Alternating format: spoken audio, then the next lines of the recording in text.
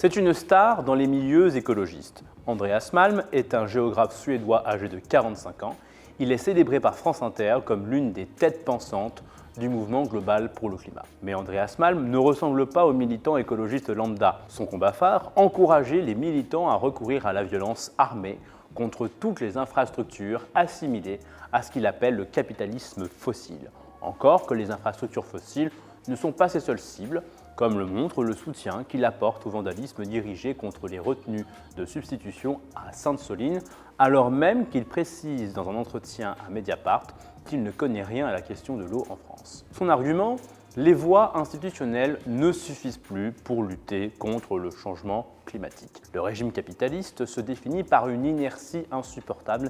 Il faut donc diversifier le répertoire d'action des écologistes et y intégrer la lutte armée. Malm recourt à l'histoire pour justifier son propos et soutient que toutes les grandes luttes passées, lutte contre l'esclavage, lutte pour le droit des femmes, lutte pour l'indépendance des nations colonisées, se sont toujours appuyées sur des franges radicales et violentes en permettant aux factions les plus modérées d'avancer leur pion. Alors passons sur la comparaison entre le système esclavagiste et la machine à vapeur qui, à la différence du premier, a quand même un tout petit peu contribué à améliorer la condition humaine. Malm assure que la violence à laquelle il appelle de ses vœux se limite au bien et ne vise jamais les personnes. Toutefois, il multiplie les références historiques et actuelles un peu douteuses, se réfère sans cesse à la prise du pouvoir par les bolcheviks, témoigne de son respect pour le Hamas palestinien, en appelle explicitement à une nouvelle révolution d'octobre et à l'émergence de ce qu'il appelle un léninisme écologique. Le géographe ne craint donc pas de se référer à l'un des fondateurs de l'URSS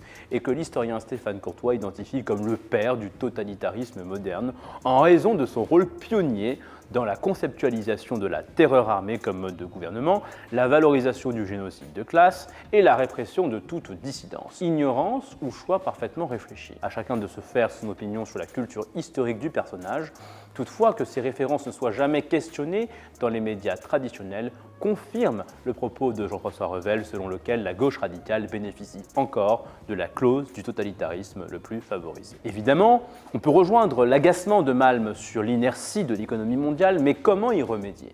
Si vous cherchez des solutions concrètes pour permettre à l'humanité de se passer des énergies fossiles tout en bénéficiant d'un niveau de vie décent, ne comptez pas sur Andreas Malm. Les alternatives aux énergies fossiles sont à peine esquissées.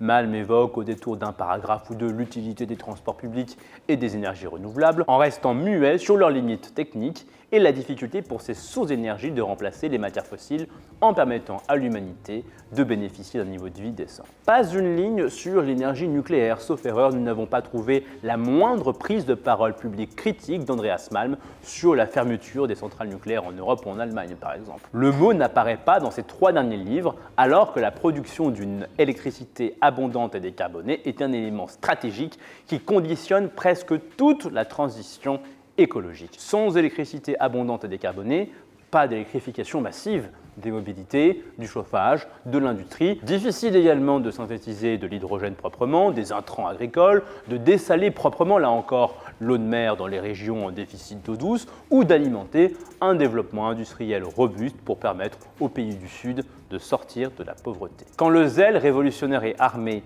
est proportionnel à l'indifférence à l'égard des solutions pacifiques les moins coûteuses pour décarboner l'économie mondiale, vous pouvez être sûr que le climat n'est qu'un prétexte pour assouvir les éternelles pulsions anticapitalistes en plaçant sa lutte sous la bannière de Lénine. Le géographe a au moins le mérite de l'honnêteté.